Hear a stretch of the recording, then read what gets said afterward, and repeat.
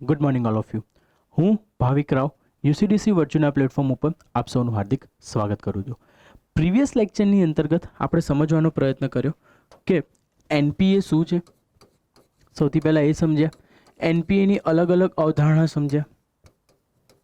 એ અવધારણા સમજ્યા પછી એનું વર્ગીકરણ સમજ્યા. એ વર્ગીકરણને સમજતા સમજતા આપણે એના કારણો ઉપર આવ્યા અને આ જ કારણોને સમજતા સમજતા આપણે એનું અર્થતંત્ર ઉપર પ્રભાવ સમજ્યા. આ એક બ્રીફિંગ હતું એનપીએની, અને એનપીએની એ બ્રીફિંગ પછી આપણે આગળ વધ્યા હતા અર્થતંત્રના પ્રભાવ ઉપરથી એના નિવારણના, એને કેવી રીતના નિવારી શકાય. તો અલગ અલગ આપણે બધા એના સ્ટેપ્સ જોયેલા હતા. સારફાયસી એક્ટ જોયેલો હતો, અસેટ રિકન્સ્ટ્રક્શન કંપની જોઈ હતી, ડેટ રિકવરી ટ્રિબ્યુનલ જોઈ, બરાબર. ડેટ રિકવરી ટ્રિબ્યુનલ પછી ઇન્દ્રધનુષ અભિયાન જોયું. ઇન્દ્રધનુષ અભિયાનની સાથે પ્રોજેક્ટ સશક્ત જોયું, અને પ્રોજેક્ટ સશક્તની સાથે સાથે આપણે સમજવાનો પ્રયત્ન કર્યો હતો કે ઇન્સોલ્વન્સી અને બેંક કરપ્સી કોડ શું છે, અને આ જ આઈબીસીની સાથે સાથે આપણે છેલ્લે બેડ બેંકને પણ સમજેલા હતા. તો ઇન શોર્ટ આપણે એનપીએને સંપૂર્ણતઃ સમજવાનો પ્રયત્ન કર્યો કે એની ડેફિનેશન ના તે બધું શું હતું, બરાબર. આ એક લાસ્ટ સેકન્ડ મેજર ટોપિક હતો આપણા ફાઇનાન્સ સેક્ટરનો, બરાબર. હવે એ ફાઇનાન્સ સેક્ટરને આપણે કન્ક્લુડ કરવામાં પર આવી ગયા છીએ, બરાબર. તો હવે ફાઇનાન્સ સેક્ટરને કન્ક્લુડ કરવાની સાથે પહેલાં એક ટોપિક આપણાથી છૂટી ગયો હતો, એની બદલ હું ક્ષમા માગું છું કે મારાથી મિસ થઈ ગયો હતો મારી સાઈડથી. મની માર્કેટ ઇન્સ્ટ્રુમેન્ટ્સ, બરાબર. તો આજે મની માર્કેટ ઇન્સ્ટ્રુમેન્ટને સમજી લઈશું, અને સાથે સાથે જો સમયનો સંજોગ હશે તો આપણે ફાઇનાન્શિયલ ઇન્ક્લુઝનને પણ સ્ટાર્ટ કરી દઈશું. અધરવાઇઝ ફાઇનાન્શિયલ ઇન્ક્લુઝનને આપણે નેક્સ્ટ લેક્ચરની અંદર લઈ લઈશું. ઓકે. તો મની માર્કેટ મેં પહેલાં પણ સમજાવ્યું હતું કે ફાઇનાન્સ માર્કેટની અંતર્ગત મુખ્યતઃ બે માર્કેટ કાર્યરત છે, બરાબર. સૌથી પહેલું માર્કેટ કયું છે? એ છે કેપિટલ માર્કેટ. કયું છે? Capital market. અને સેકન્ડ મની માર્કેટ, બરાબર. તો કેપિટલ માર્કેટ અને મની માર્કેટ, તો આપણે અહીંયા મની માર્કેટથી શરૂઆત કરી હતી. કેપિટલ માર્કેટને મેં એમ કીધું હતું કે હું આગળ કેપિટલ માર્કેટને ચલાવીશ. સૌથી પહેલાં આપણે મની માર્કેટને અને એનાથી આગળ જઈને બેન્કિંગ સેક્ટરને સમજવાનો પ્રયત્ન શરૂ કરેલો હતો. મની માર્કેટ સમજાવતી વખતે મેં એના બે ભાગ કે બે વર્ગીકરણ સમજાયા હતા, ઓર્ગેનાઇઝ મની માર્કેટ અને અનઓર્ગેનાઇઝ મની માર્કેટ, બરાબર. તો organize money market itself banking system અને ફાઇનાન્શિયલ ઇન્સ્ટિટ્યુશન્સ, બરાબર. તો આપણે એ ઓર્ગેનાઇઝ મની માર્કેટને આગળ વધારતા આપણે ત્યાં આગળ સમજવાનો પ્રયત્ન કર્યો હતો કે બેન્કિંગ સેક્ટર કેવી રીતના કામ કરે છે, મોનેટરી પોલિસી શું છે, અને ડિફરન્ટ ટાઈપ ઓફ બેન્કિંગ્સ અને એમનો રોલ ભારતીય અર્થતંત્રના વિકાસમાં શું રહેલો છે, બરાબર. અને એને જ સમજીને આપણે આગળ એનપીએ ઉપર આવેલા હતા, બરાબર. તો આજે ફરી મની માર્કેટ સમક્ષ આપણે ઊભા થઈ જઈશું અને સમજવાનો પ્રયત્ન કરીશું કે મની માર્કેટ શું હતું. 5-10 મિનિટ બ્રીફિંગ લઈ લઈએ એનું ફરી એકવાર, બ્રશઅપ થઈ જાય તમારું, અને પછી મની માર્કેટ ઇન્સ્ટ્રુમેન્ટ ઉપર જતા રહીશું. નાણાંના આધિક્યવાળા ક્ષેત્રથી ઓછાવાળા ક્ષેત્ર તરફ રોજિંદી નાણાકીય ક્રિયાના બજાર મની માર્કેટ કહેવાય છે, બરાબર. ઇટ મીન્સ દેટ અહીંયા એક્સ પર્સન પાસે 100 રૂપિયા છે અને અહીંયા આગળ વાય પર્સન પાસે 10 રૂપિયા છે. તો વાય પર્સનને બીજા 30 રૂપિયાની જરૂર છે, તો એ આધિક્યવાળા ક્ષેત્ર તરફથી ઓછાવાળા ક્ષેત્ર તરફ 100 રૂપિયામાંથી 30 રૂપિયા અહીંયા આગળ જે વાય પર્સનની ડિમાન્ડ ફૂલફિલ કરવામાં આવશે, આ જે પ્રોસેસ આખી ચાલે છે, આ પ્રોસેસને મની માર્કેટ તરીકે આપણે ઓળખીએ છીએ, બરાબર. તો હવે મની માર્કેટને તો આપણે જાણી ગયા કે શું થાય છે. આમાં મેઇન પ્રોસેસ શું છે? આધિક્યવાળા ક્ષેત્ર તરફથી ઓછાવાળા ક્ષેત્ર તરફ જવાનું છે, પણ અહીંયા આગળ એને બે ભાગમાં વહેંચવામાં આવે છે, એક ઓર્ગેનાઇઝ મની માર્કેટ અને એક unorganised money market. Indian economic સિસ્ટમમાં અને પર્ટિક્યુલરલી ફાઇનાન્સ સિસ્ટમમાં ઇન્ડિયન ઇકોનોમીના અનઓર્ગેનાઇઝ મની માર્કેટ સૌથી મોટી સમસ્યા છે. આપણે ફાઇનાન્શિયલ ઇન્ક્લુઝન ભણીશું. ફાઇનાન્શિયલ ઇન્ક્લુઝન, તો એ વખતે હું તમને ફાઇનાન્શિયલ ઇન્ક્લુઝનની હિસ્ટ્રી સમજાવતો હોઈશ કે કેવી રીતના ભારતમાં એનો ઉદ્ભવ થયો.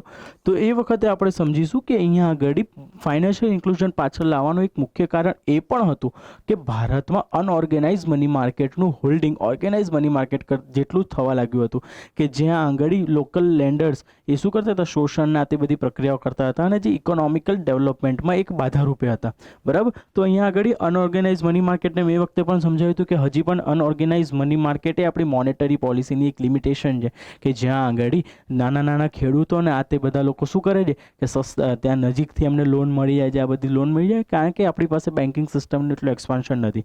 તો આને વખતે ડિટેલથી ડિસ્કસ કરીશું ફાઇનાન્શિયલ ઇન્ક્લુઝનમાં, બરાબર. અહીંયા સમજવાનું છે ઔપચારિક મની બજાર, બરાબર, કે ઔપચારિક બજાર, ઓર્ગેનાઇઝ મની માર્કેટ. તો ઓર્ગેનાઇઝ મની માર્કેટ શું છે? તો કે એ બજાર કે જે કોઈ સંસ્થા કે સરકારના નિયમ અને કાયદા દ્વારા સંચાલિત હોય, બરાબર, નિયમ અને કાયદા દ્વારા શું હોય? સંચાલિત હોય, જેને ચોક્કસ નીતિ નિયમો હોય છે. ઓર્ગેનાઇઝ મની માર્કેટ એક એવું મની માર્કેટ છે કે જ્યાં આગળ આપણને જોવા મળી શકે છે કે ઓર્ગેનાઇઝ માર્કેટ એ કોઈ નિશ્ચિત સંસ્થાના નિયમો અનુસાર કાર્ય કરતી હશે. ફોર એક્ઝામ્પલ, આપણે અહીંયા ઇન્ડિયામાં organize money market RBI act 1934 અને બેન્કિંગ રેગ્યુલેશન એક્ટ 1949, આ બંને એક્ટની અંતર્ગત આપણું મેઇનલી ફાઇનાન્સ માર્કેટ શું થાય છે? રેગ્યુલેટ થઈ રહ્યું છે, જેની અંતર્ગત મુખ્યતઃ સહકારી બેંક અને વાણિજ્યક બેંક, અને અપાર્ટ ફ્રોમ સહકારી અને વાણિજ્ય બેંક આપણને શેડો બેંક્સ પણ જોવા મળે છે, બરાબર. મેં જ્યારે ડિફરન્ટ ટાઈપ ઓફ બેંક્સ ભણાવી હતી ત્યારે તમને શેડો બેંક કે છાયા બેંક સમજાયેલી હતી. તો એ શેડો બેંક કહીએ કે છાયા બેંક કહીએ, એનું મુખ્યતઃ કાર્ય ફાઇનાન્શિયલ ઇન્સ્ટિટ્યુશનના ભાગરૂપે છે, પરંતુ એ બેન્કિંગ ઇન્સ્ટિટ્યુશન જેટલી પ્રોપર સ્ટ્રક્ચર વર્કમાં કામ કરતી નથી. એ કારણસર એને શું કહેવાય છે? બેંકનો પડછાયો કહેવાય છે, એટલે એનું નામ શેડો બેંક પાડવામાં આવેલું છે. તો અહીંયા આગળ ઓર્ગેનાઇઝ મની માર્કેટની અંતર્ગત આપણને સહકારી બેંક અને વાણિજ્યક બેંક જેવી બે સંસ્થાઓ, શેડો બેંક જેવી સંસ્થાઓ આપણને જોવા મળે છે કે જે ચોક્કસ નીતિ નિયમો અનુસાર શું કરે છે? કાર્ય કરે છે, બરાબર. તો હવે જે આ ઓર્ગેનાઇઝ મની માર્કેટ છે, ઓર્ગેનાઇઝ મની માર્કેટના અમુક ઇન્સ્ટ્રુમેન્ટ્સ છે. કેમ? કારણ કે મેં પહેલાં સમજાવેલું હતું કેપિટલ માર્કેટ કેવું છે? લોંગ ટર્મ માર્કેટ છે, અને મની માર્કેટ કેવું માર્કેટ છે? શોર્ટ ટર્મ માર્કેટ છે. તો કેવી રીતના મની માર્કેટ પોતાના કાર્ય કરે છે એ સમજવાનો સૌથી પહેલાં પ્રયત્ન કરીએ. અનૌપચારિક બજાર, ફરી એકવાર ડેફિનેશન સમજી લો, એવી સંસ્થા કે જ્યાં સરકારના કે બીજા કોઈ પણ નીતિ નિયમ લાગુ ના પડતા હોય તેવી સંસ્થાને અનૌપચારિક બજાર કહેવામાં આવે. શેઠજી, ચેટી, મહાજન, શાહુકાર, આ બધા જેટલા પણ વ્યક્તિઓ, જેટલી પણ સંસ્થાઓ કાર્યરત છે કે જે ફાઇનાન્શિયલ ઇન્સ્ટિટ્યુશન્સના એક પેરેલલ ફાઇનાન્શિયલ ઇન્સ્ટિટ્યુશન બનાવીને કાર્ય કરે છે, એ બધી કઈ છે? અનૌપચારિક બજાર છે, કે જ્યાં આગળ આરબીઆઈ એક્ટ કે બેન્કિંગ રેગ્યુલેશન એક્ટ કે ગવર્મેન્ટની કોઈ પણ દિશા નિર્દેશના લાગુ પડતી નથી. એ પોતાની રીતના પોતાના નીતિ નિયમો જે પર્સનલ લોઝ ઉપર છે એની બેઝિસ ઉપર કામ કરતા હોય છે. શાહુકાર છે, જો ગામડામાં કોઈ ગરીબ ખેડૂતને લોન આપે તો એ લોનની અમાઉન્ટ એમ કહી દે કે 50% ઇન્ટરેસ્ટ સાથે આપે, એટલે કે એ જે ખેડૂત હતો એની આવવાની 10 પેઢી સુધી શું કરી શકે? ઇન્ટરેસ્ટ જ ચૂકવતા રહે. તો આ એક અનૌપચારિક મની માર્કેટ હતું. તો એને સિવિલાઇઝ કરવા માટે ઔપચારિક મની બજારની શરૂઆત કરવામાં આવેલી હતી. હવે સમજીએ મની બજારના ઉપકરણો કયા કયા છે એના, બરાબર. સૌથી પહેલાં મની બજારના ઉપકરણોને સમજતા આપણે સૌથી પહેલાં સમજીશું જમા પ્રમાણપત્ર, બરાબર, સર્ટિફિકેટ ઓફ ડિપોઝિટ્સ. આ મની માર્કેટના કોઈ પણ ક્વેશ્ચન આવે તો બે વસ્તુ મેજર યાદ રાખવાની કે આ હંમેશા શોર્ટ ટાઈમ માટે હશે. આ હંમેશા કેવા હશે? શોર્ટ ટાઈમ માટેના હશે. અને આ જેટલા પણ મની માર્કેટના ઇન્સ્ટ્રુમેન્ટ્સ હશે, આ મની માર્કેટના ઇન્સ્ટ્રુમેન્ટ કોક ને કોક સંસ્થા દ્વારા પ્રસ્તુત કરવામાં આવતા હશે, અને એની ઉપર કંઈકનું કંઈક વ્યાજ દર હશે કાં તો ડિસ્કાઉન્ટ રેટ ઉપર હશે.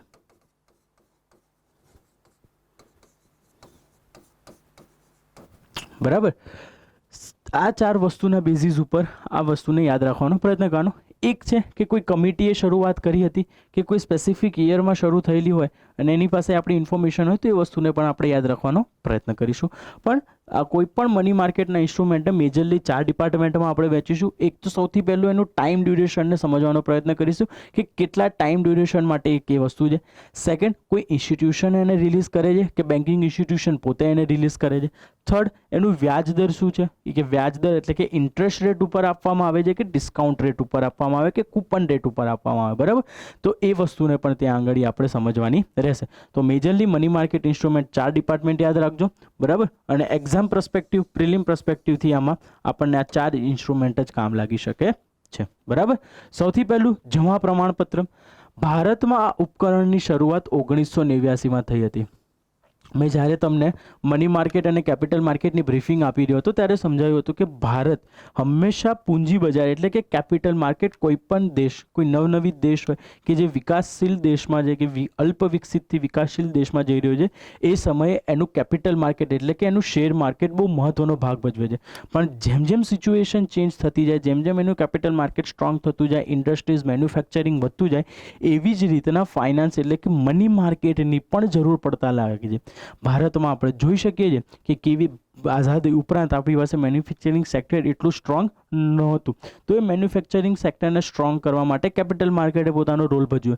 એ સમયે તમારા જો દાદા પરદાદા કે કોઈક જીવતા હોય, તમે એમની સાથે વાત કરતા હશો ત્યારે તમને ખબર પડશે કે એ વખતે શેર માર્કેટની હોવા હતી કે જેના પૈસા શેર માર્કેટમાં લાગેલા હોય એ કદાચ અંબાણી, ધીરુભાઈ અંબાણી, મુકેશભાઈ અંબાણી જેટલું જોર કરતો હોય વ્યક્તિ કે આપણી પાસે આટલા બધા પૈસા હતા. એ કેમ હતું? કારણ કે એ સમય ઉપર શેર માર્કેટ એ તમારા માર્કેટને રેગ્યુલેટ કરતું હતું. પરંતુ જ્યારે રાજીવ ગાંધી એરા ચાલ્યો, બરાબર, એટલે કે 1985 પછીનો જે એરા હતો, આ એરા હતો કે જ્યાં આગળ પાર્શિયલી પ્રાઇવેટાઇઝેશન અને ગ્લોબલાઇઝેશનની શરૂઆત થઈ ગયેલી હતી, બરાબર. આની પહેલાં પણ એ વસ્તુની શરૂઆત થઈ ગયેલી હતી, પણ આને એક મેજર માઇલસ્ટોન એટલે કહેવાય છે કે જ્યારે રાજીવ ગાંધીએ સરકાર ફ્રેમ કરી ત્યારે એમના અમુક વિઝન્સ હતા, ટેકનોલોજી, ગુડ ગવર્નન્સ, બરાબર, કરપ્શન ઘટાડવું, બરાબર, ઇકોનોમીને પ્રાઇવેટાઇઝ કરવી, આ બધા એમના લક્ષ્યો સાથે એમણે સરકાર ફ્રેમવર્ક કરેલી હતી. અને he did some good work in this field also, પણ સમહાવ એ બહુ વહેલા મરી ગયા, બરાબર, એમની મૃત્યુ થઈ ગઈ, એસાસિનેશન એમનું પણ થઈ ગયું. તો એ એસાસિનેશન થઈ જવાના કારણે 1989-90ની આસપાસ આપણને અહીંયા આગળ સહેજ હોલ્ડ જોવા મળ્યો. પણ શરૂઆત થઈ ગયેલી હતી અને 1991માં પીવી નરસિંહ રાવ દ્વારા જે આર્થિક સુધારા કરવામાં આવ્યા, મનમોહન સિંહ, મોન્ટેસ્ક્યુ, આહલુવાલિયા, આજે આખી પેનલ બેઠેલી હતી કે જેમણે 1991ના આર્થિક સુધારા એટલે કે ફર્સ્ટ જનરેશન રિફોર્મ્સ લાવવાનો જે પ્રયત્ન કર્યો ઇન્ડિયામાં, એણે કેપિટલ માર્કેટમાંથી ફાઇનાન્સ માર્કેટ તરફ જવાની જે ક્રોનોલોજી હતી એને બહુ સડન સ્વિફ્ટ આપવાનો પ્રયત્ન કર્યો. તમે જે આ મૂવી જોયું હશે, સોરી નોટ મૂવી, આ વેબ સિરીઝ સ્કેમ 1992, મેં પહેલાં પણ વાત કરી હતી કે ત્યાં આગળ તમે હર્ષદ મહેતાના રોલને સમજો. ત્યાં આગળ એ વસ્તુ જુઓ કે એણે કેપિટલ માર્કેટમાંથી મની માર્કેટ તરફ સ્વિફ્ટ કર્યું. કેમ સ્વિફ્ટ કર્યું? કારણ કે એને ખબર પડવા લાગી કે કેપિટલ માર્કેટ કરતાં મની માર્કેટમાં હવે પૈસા વધારે છે. કારણ કે હવે જેટલી ઇન્ડસ્ટ્રીઝ વધતી જશે એમને શોર્ટ પીરિયડ્સ માટે કેશ ઓન હેન્ડ કે અમુક અકાઉન્ટમાં રૂપિયાની જરૂર પડતી રહેવાની છે. તો એને સ્વિફ્ટલી કેપિટલ માર્કેટમાંથી ક્યાં જતો રહ્યો? મની માર્કેટ તરફ જતો રહ્યો, બરાબર. તો અહીંયા આગળ એ સ્થિતિ આપણને જોવા મળી. તો 1989 એટલે અહીંયા આગળ લખવામાં આવ્યું છે કે આ મની માર્કેટની શરૂઆતનો સમય હતો અને આ એક બેઝિક ઉપકરણ હતું, બરાબર. આ પત્રનો પ્રયોગ બેંક પોતાની પાસે જમા થયેલ રકમના સંબંધમાં રજૂ કરે છે. ન્યૂનતમ રાશિ 1 લાખ રૂપિયા તથા આના ગુણાંકમાં રજૂ કરાય. યાદ રાખજો કે જેટલા પણ સર્ટિફિકેટ ઓફ ડિપોઝિટ કે જમા પ્રમાણપત્ર છે એ 1 લાખ રૂપિયા કે એના ગુણાંકમાં થાય. તમે એવું ના કહી શકો કે મને 50,000ના સર્ટિફિકેટ ડિપોઝિટ્સ આપો, તો તમને મળશે નહીં. સોરી, બરાબર, 50,000ના ગુણાંકમાં નહીં મળે. તમારે લેવા પડશે કોના ગુણાંકમાં? 1 લાખ લેવા પડશે મિનિમમ, કાં તો મેક્સિમમ 1 લાખના ગુણ્યા કરી નાખો, 5 કરી નાખો તો 5 લાખ રૂપિયા મળશે, 10 લાખ રૂપિયા મળશે, 100થી ગુણશો તો 100 લાખ રૂપિયા મળશે. એવી રીતના 1 લાખના ગુણાંકમાં જ એની દરેક અમાઉન્ટ તમે અવેલ કરી શકો છો. પરિપક્વતાનો સમય બેંકના સંદર્ભમાં 7 દિવસ તથા અધિકતમ 1 વર્ષ, બરાબર. આ જ્યારે પણ સર્ટિફિકેટ ઓફ ડિપોઝિટ જે ન્યૂનતમ સમયની જે તમારી ફાઇનાન્શિયલ નેસેસિટી છે એ જો પૂરી કરતી હશે તો એમાં અલગ અલગ હશે.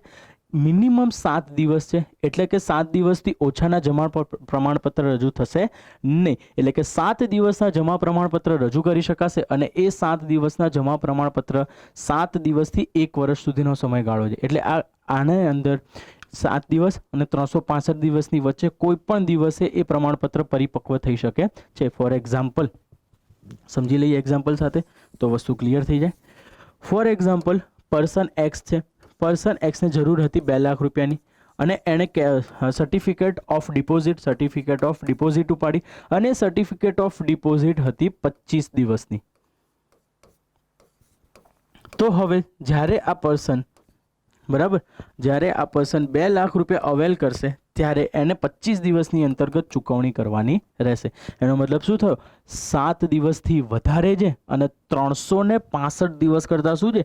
ઓછી રહેલી છે. તો આ કોઈ પણ જમા પ્રમાણપત્ર 7 થી 365 દિવસની અંદર રહેશે. એનાથી વધારે સમય સુધી જમા પ્રમાણપત્ર આપી શકાશે નહીં. ડિસ્કાઉન્ટ દર પર રજૂ કરાય છે તથા તેનું નિર્ધારણ માંગ અને પુરવઠાની દશા પર નિર્ભર કરે છે, બરાબર. હવે સમજી લઈએ ડિસ્કાઉન્ટ રેટ ઉપર શું છે.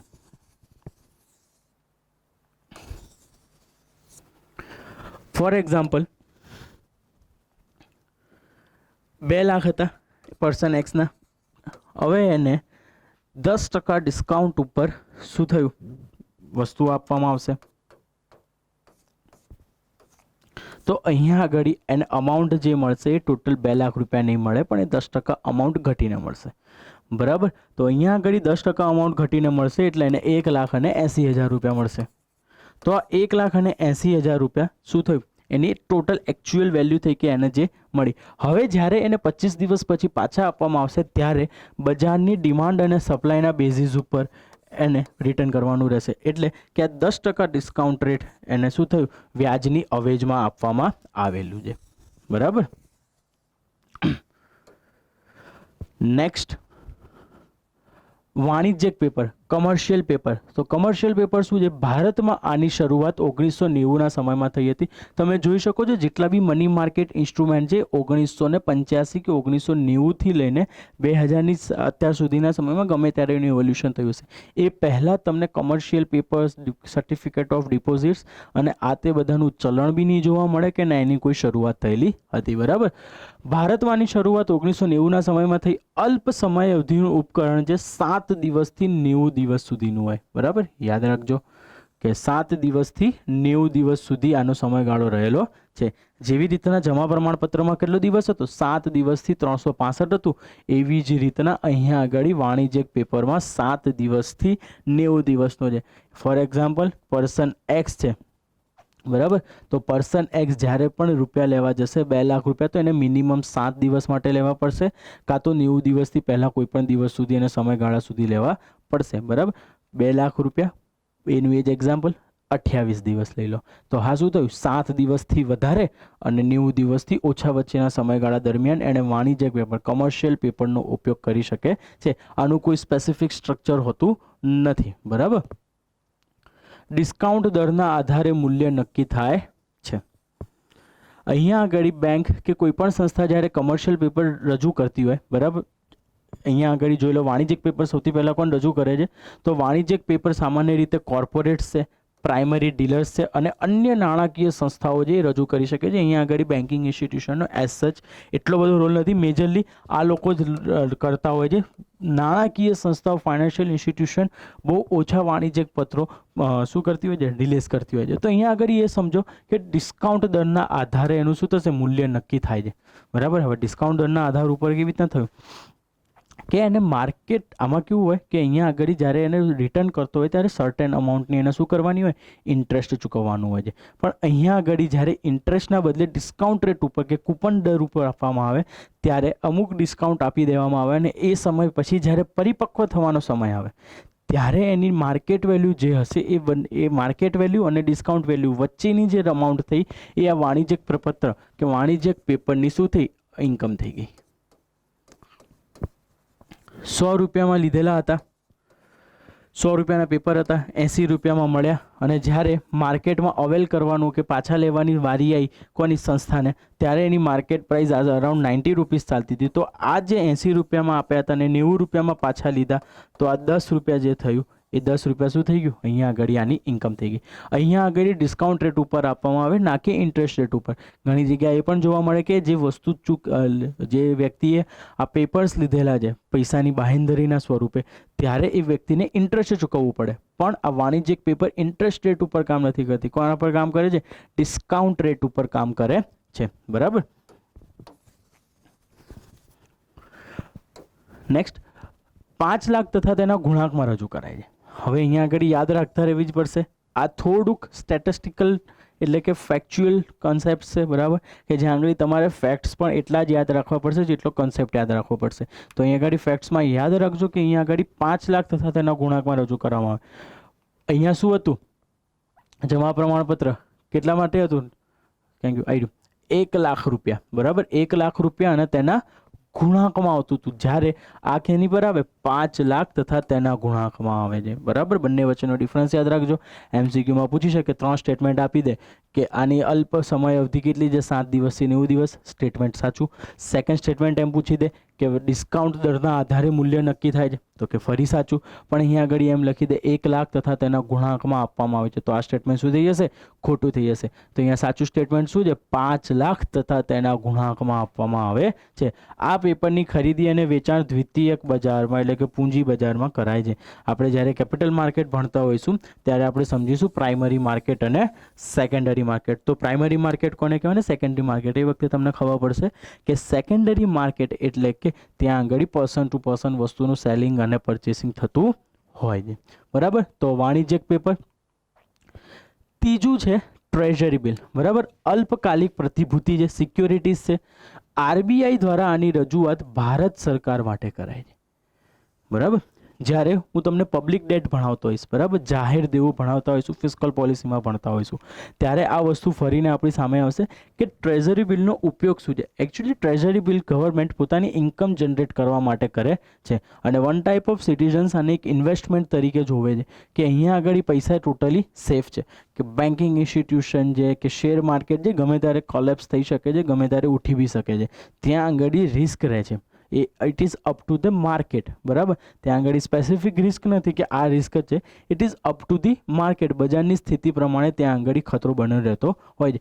પરંતુ સરકારી જેટલા પણ ડોક્યુમેન્ટ્સ છે, સરકારી જેટલા પણ ઇન્વેસ્ટમેન્ટ એરિયાઝ છે, ત્યાં ઇન્વેસ્ટમેન્ટ કરવાનો એક ફાયદો છે કે ત્યાં આગળ સરકાર ક્યારેય ઉઠવાની નથી અને નિશ્ચિત અમાઉન્ટ તમને સ્પેસિફિક ટાઈમ પીરિયડ પૂરતી મળી શકે છે.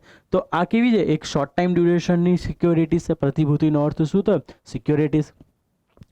આરબીઆઈ દ્વારા આની રજૂઆત ભારત સરકાર માટે કરાય છે. બરાબર. યાદ રાખજો, ટ્રેઝરી બિલ કોણ રજૂ કરે? ભારત સરકાર. પણ એના એજન્ટના રૂપે કોણ કાર્ય કરશે માર્કેટમાં ફ્લક્ચ્યુએટ કરવા, માર્કેટમાં સર્ક્યુલેટ કરવા માટે?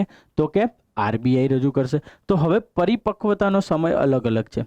આપણે આની પહેલાં જોયું જમા પ્રમાણપત્રમાં. જમા પ્રમાણપત્રમાં પરિપક્વતાનો સમય 7 દિવસથી 365 દિવસ હતો. વાણિજ્યક પેપરની અંતર્ગત 7 દિવસથી કેટલો હતો? 90 દિવસ સુધીનો હતો. તો અહીંયા આગળ 3 પરિપક્વતાના દિવસો નિર્ધારિત કર્યા છે કે આ ત્રણેય બેઝિસ ઉપર એ વસ્તુ શું થતી હોય, એ વસ્તુઓ રજૂ કરવામાં આવતી હોય છે. પહેલું છે 91 દિવસ, બીજું છે 182 દિવસ અને ત્રીજું છે 364 દિવસ. 3 પ્રકારના ટ્રેઝરી બિલ્સ માર્કેટમાં સર્ક્યુલેટ થતા હોય છે આરબીઆઈ દ્વારા. પહેલું 91 દિવસ, બીજું 182 દિવસ અને ત્રીજું 364 દિવસ. ઇટ મીન્સ શું થયું? આ પણ 1 વર્ષથી ઓછા સમયગાળા દરમિયાન રજૂ કરવામાં આવેલા શું છે? મની માર્કેટના ઇન્સ્ટ્રુમેન્ટ છે. તો ટ્રેઝરી બિલમાં ફરી આવી રીતના ક્વેશ્ચન ફોર્મ થઈ શકે છે કે ટ્રેઝરી બિલ આરબીઆઈ અને ભારત સરકાર દ્વારા રજૂ કરવામાં આવે, તો ઇટ ઇઝ રાઈટ. આ પરિપક્વતાનો સમય 91 દિવસ કે 2 વર્ષ સુધીનો હોય છે, તો તદ્દન વિધાન કેવું છે? ખોટું છે.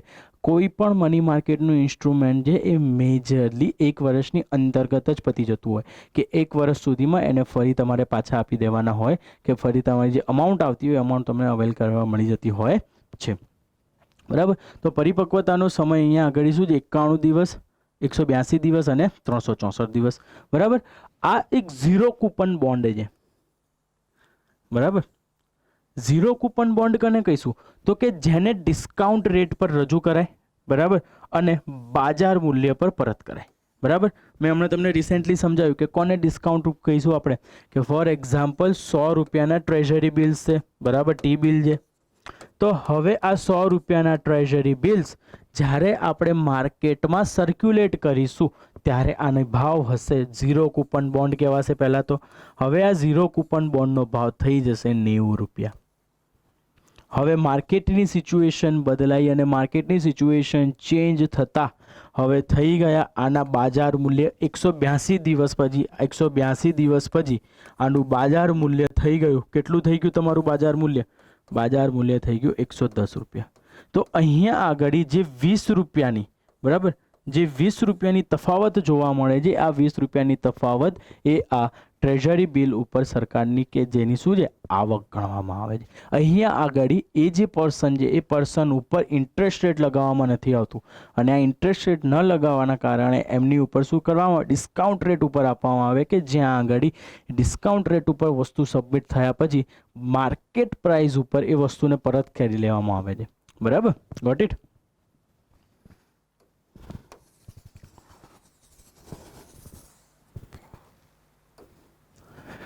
નેક્સ્ટ, પ્રોમિસરી નોટ, વચનપત્ર, બરાબર. આ પ્રોમિસરી નોટનું એક સેમ્પલ છે, બરાબર, કે જ્યાં આગળ તમે જોઈ શકો છો પ્લેસ ઓફ રેસિડન્સ, ડેટ આપેલી છે, બરાબર.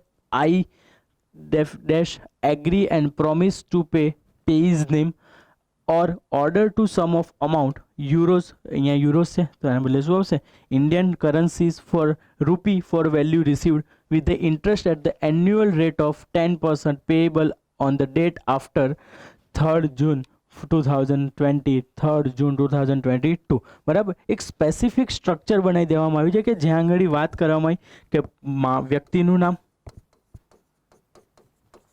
બરાબર, કોને આપી રહ્યો છે,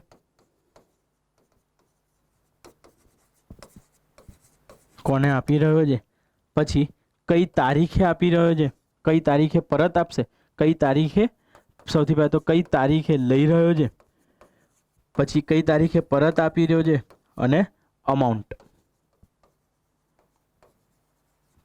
આ દરેક વસ્તુનો ઉલ્લેખ કરીને એક વચનપત્ર કે પ્રોમિસરી નોટ ક્રિએટ કરવામાં આવે છે કે જ્યાં આગળ એ પર્સન શું કરે છે કે ફ્યુચર ડેટ, એક સર્ટેન અમાઉન્ટની ડેટ ઉપર હું આ વ્યક્તિ પાસેથી લીધેલા પૈસા પરત કરીશ, આને શું કહેવામાં આવે, વચનપત્ર કહેવામાં આવે.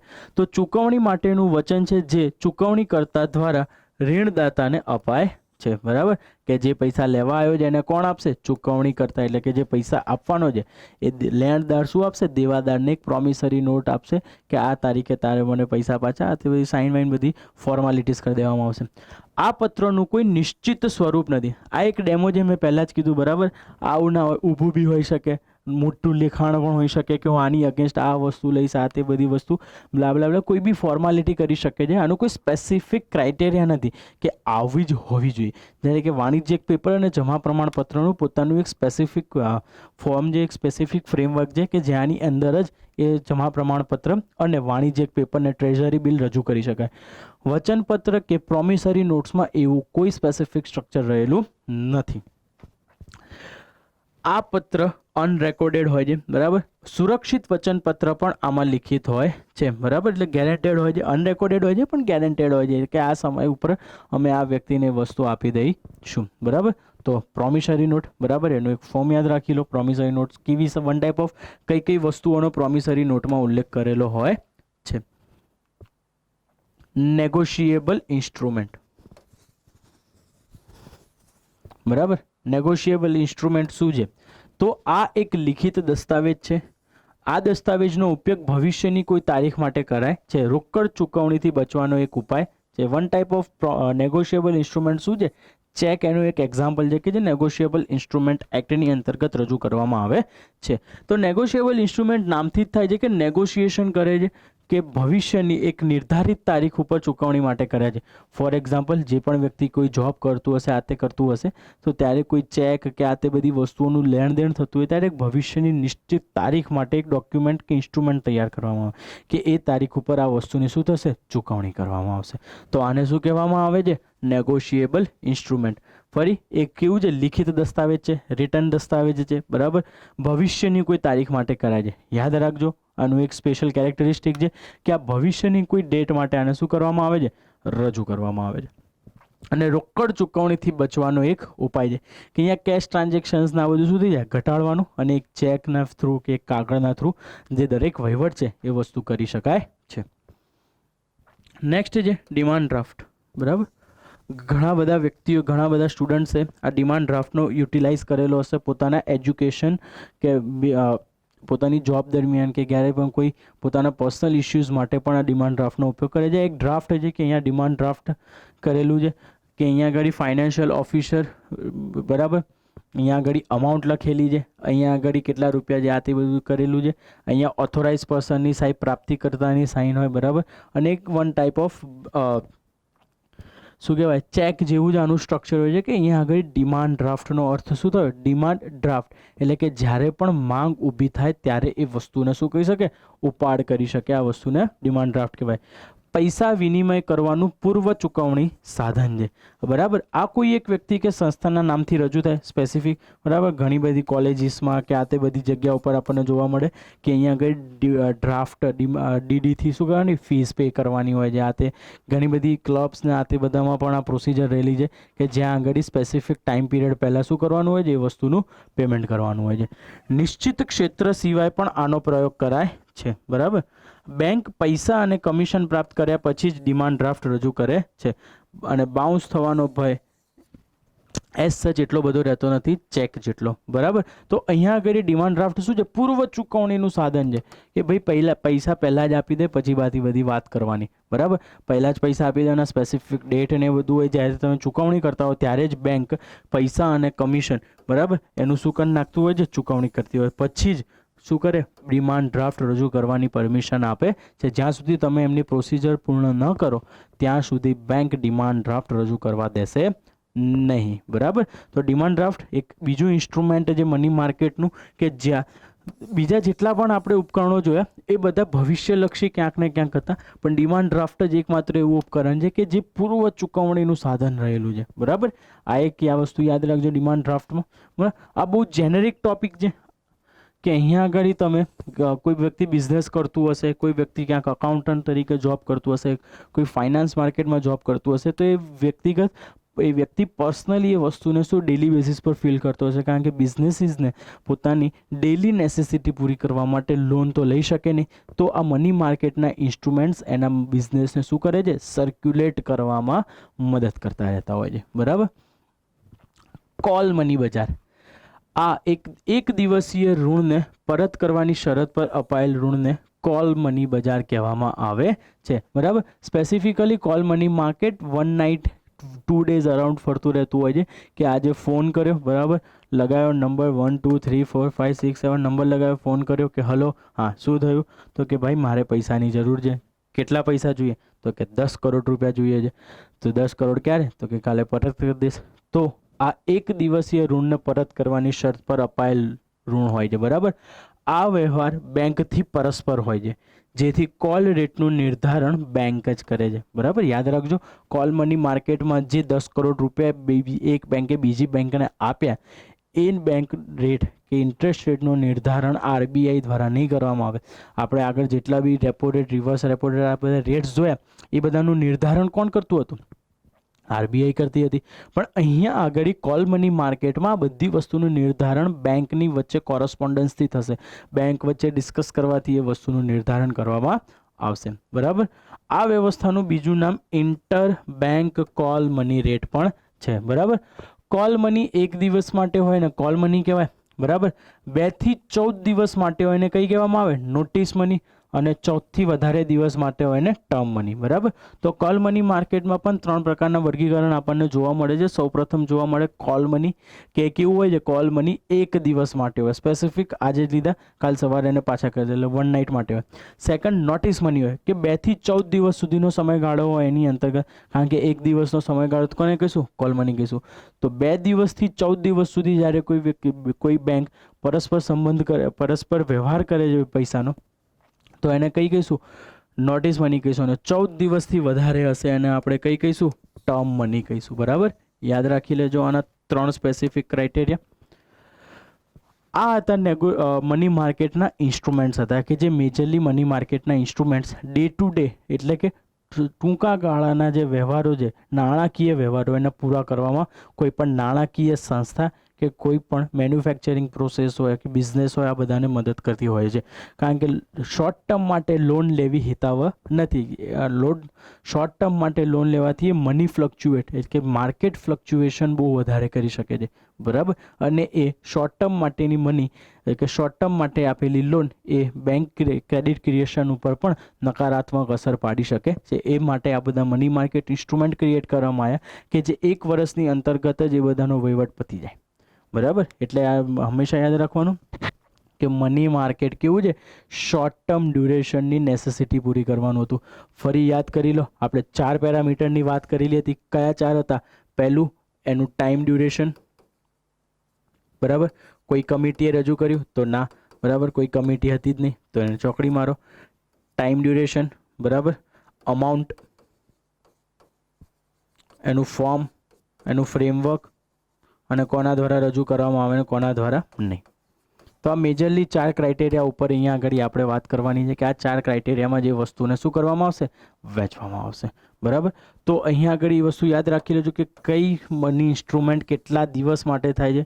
મેજરલી ક્વેશ્ચન જો આ સેક્ટરમાંથી આવે તો આ સેક્ટરમાંથી ટ્વિસ્ટ કરવા માટે એમની પાસે બે જ વસ્તુ છે કે કેટલા ગુણાંકમાં અપાય છે. 1 લાખના ગુણાંકમાં છે, 5 લાખના ગુણાંકમાં છે કે અનિશ્ચિત રકમ છે. બરાબર.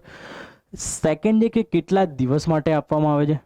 યાદ કરો, જમા પ્રમાણપત્ર કેટલા દિવસ માટે હતું, 7 દિવસથી 365 દિવસ માટે. વાણિજ્યિક પેપર કેટલા દિવસ માટે હતું, તો કે 7 દિવસથી 90 દિવસ માટે હતું. બરાબર, યાદ રાખજો. નાણાંનો પુરવઠો, મની સપ્લાય, તો નિમ્નલિખિત અવધારણાઓ છે મની સપ્લાયની. બરાબર, આ મેજરલી M1, M2, M3 અને M4 ના નામે ઓળખાય છે. તો અહીંયા આગળ હાલના સૂત્રો જ આપણે સમજવાના જરૂરી છે એક્ઝામ પોઈન્ટ ઓફ વ્યૂથી કે મની સપ્લાયના સૂત્રો કયા છે. M1 મની કઈ છે, M2 મની કઈ, M3 મની કઈ અને M4 મની કઈ. હવે આની પ્રો કોન્સ કેવી છે કે મની સપ્લાય માર્કેટમાં કેટલો થયો, કેટલો ઘટી ગયો, વધી ગયો, આ તે બધાની કોમ્પ્લેક્સિટીઝ કે અમાઉન્ટમાં પડવાની જરૂર નથી, કારણ કે ક્યારે પણ ક્વેશ્ચન્સ એ જનરેશનમાં નહીં પૂછે કે અત્યારે મની સપ્લાય બજારમાં કેટલો છે. તો અત્યારે મની સપ્લાય લગભગ કંઈક 23 લાખ કરોડ આસપાસ હશે. બરાબર, કદાચ રકમ અમાઉન્ટ ઉપર નીચે હોઈ શકે, પણ રિસેન્ટ મને ખ્યાલ છે ત્યાં સુધી આરબીઆઈના ડેટા પ્રમાણે કંઈક સરાઉન્ડિંગ આની આસપાસ ફરતું હતું. બરાબર, ડિમોનેટાઇઝેશન પહેલાં 14 લાખ કરોડની લિક્વિડિટી માર્કેટમાં ફરતી હતી. તરત ડિમોનેટાઇઝેશન પછી માર્કેટમાં લિક્વિડિટી વધવા લાગી. બરાબર, કારણ કે બેંક પાસે જમા વધવા લાગે. બરાબર, લોકો આવીને પૈસા જમા કરવા લાગે. પછી ફરી જ્યારે મની સપ્લાય સર્ક્યુલેટ કરવામાં આવ્યો ત્યારે મની સપ્લાય કંઈક 20 થી 23 લાખની અંદર ફરતો રહેતો હોય છે. બરાબર, તો આ મની સપ્લાય જેટલો વધારે એ આપણે ઇન્ફ્લેશનમાં સમજીશું. બરાબર, કે મની સપ્લાય કેટલો વધારે હોય તો શું તકલીફ પડી શકે છે. સૌથી પહેલાં યાદ રાખો કે M1 મની કોને કહીશું, તો કે જનતા પાસે જે નાણાં, એટલે કે આપણી પાસે જે નાણાં છે એ, અને બેન્કિંગ સિસ્ટમમાં માંગ જમા, ડિમાન્ડ જમા. બરાબર, કે કરંટ અકાઉન્ટ્સની જેટલી કે સેવિંગ અકાઉન્ટ્સની જેટલી પણ અમાઉન્ટ છે આ તે બધી જમા, પ્લસ આરબીઆઈ પાસેની અન્ય જમા. તો આ ત્રણેય જમા, આ ત્રણેય ડિપોઝિટ ભેગી થઈને જે ટોટલ વાગે કેટલી મની માર્કેટમાં છે એ મનીને કઈ કહીશું, M1 મની તરીકે ઓળખવામાં આવે છે. સેકન્ડ છે M2 money, M1 plus post ઓફિસમાં જમા. બરાબર, M1 પ્લસ પોસ્ટ ઓફિસમાં જમા. તો કે M1 એટલે કઈ જમા થઈ કે જનતા પાસેના નાણાં, બેન્કિંગ સિસ્ટમમાં માંગ જમા, આરબીઆઈ પાસેની અન્ય જમા તથા પોસ્ટ ઓફિસમાં પણ જેટલી ડિપોઝિટ્સ પડેલી હશે આ બધી ભેગી થઈને જે મની બનશે એને કઈ કહેવામાં આવશે, M2 મની તરીકે ઓળખવામાં આવે છે. M3 મની તો કે M1 બરાબર પ્લસ સમય જમા, ટાઈમ ડિપોઝિટ, એટલે બેન્કિંગ સિસ્ટમની જેટલી પણ ફિક્સ ડિપોઝિટ્સ હશે એ, અને M1 એટલે કે જનતા પાસેના નાણાં, બેન્કિંગ સિસ્ટમમાં માંગ જમા અને આરબીઆઈ પાસેની જમા તથા બેન્કિંગ સિસ્ટમની અંતર્ગત રહેલી ટાઈમ ડિપોઝિટ્સ હશે એ ટાઈમ ડિપોઝિટ્સનું ટોટલ કયું કહેવાશે, M3 મની તરીકે ઓળખવામાં આવે છે. હવે M3 મની કોને કહીશું, M4 મની, M3 મનીનું શું સૂત્ર હતું, M1 પ્લસ સમય જમા, એટલે કે આ બધી જમા પ્લસ ટાઈમ ડિપોઝિટ હતી, અને M4ની અંતર્ગત આ ત્રણેય વસ્તુ 1, 2 બરાબર પ્લસ પોસ્ટ ઓફિસની પાસે સમસ્ત જમા રાષ્ટ્રીય બચત પત્રને છોડી, નેશનલ સેવિંગ સર્ટિફિકેટ્સ જેટલા પણ છે એ નેશનલ સેવિંગ સર્ટિફિકેટ્સની જે ડિપોઝિટ્સ લોકોની છે એને બાદ કર્યા સિવાયની પોસ્ટ ઓફિસ પાસેની સમસ્ત જમા. બરાબર, એટલે કઈ કહેવાશે, M4 મનીના નામે ઓળખવામાં આવે છે. બરાબર, અને M0 બરાબર, M0 મની કોને કહીશું, તો કે M0 મની એટલે કે જનતા પાસે સંચાલનમાં નાણાં પ્લસ આરબીઆઈની પાસે બેંકોની જમા રાશિ વત્તા આરબીઆઈ પાસે અન્ય જમા રાશિ. આ જેટલી પણ જમા રાશિઓનો સરવાળો થશે અને જે અમાઉન્ટ મળશે એને કહેવામાં આવે છે હાઈ પાવર્ડ મની. શું કહેવામાં આવે છે, હાઈ પાવર્ડ મની કહેવામાં આવે છે. બરાબર, હવે યાદ કરી લો M1 ડિપોઝિટ કોને કહીશું. બરાબર, એકવાર ફરી રિકોલ કરી લઈએ, અત્યારે જ યાદ રહી જાય, રટવું ના પડે તાજું. M1 ડિપોઝિટ, M1 મની કોને કહીશું, જનતા પાસેના નાણાં, બેન્કિંગ સિસ્ટમમાં માંગ જમા તથા આરબીઆઈ પાસેની અન્ય જમા. આ ત્રણેય ડિપોઝિટ ભેગી થઈને જે અમાઉન્ટ બનશે એ અમાઉન્ટને કઈ કહેવામાં આવશે? માર્કેટમાં રહેલી M1 મની કહેવામાં આવશે.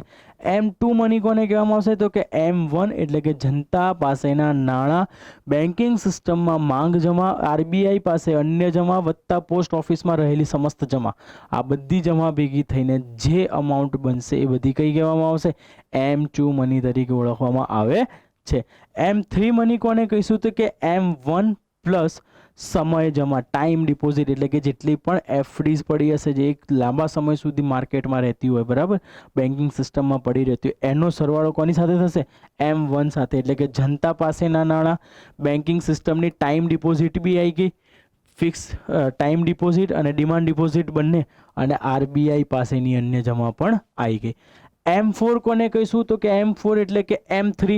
M3માં કઈ છે? M1 ની સમસ્ત જમા છે, જનતા પાસેના નાણાં, બેન્કિંગ સિસ્ટમમાં માંગ જમા અને RBI પાસેની અન્ય જમા વત્તા સમય જમા વત્તા પોસ્ટ ઓફિસ પાસેની સમસ્ત જમા. પણ અહીંયા આગળ અપવાદરૂપ શું છે? રાષ્ટ્રીય બચત પત્રને છોડીને આ દરેક જમા ભેગા થઈને જે અમાઉન્ટ મળશે એને કઈ કહેવામાં આવશે?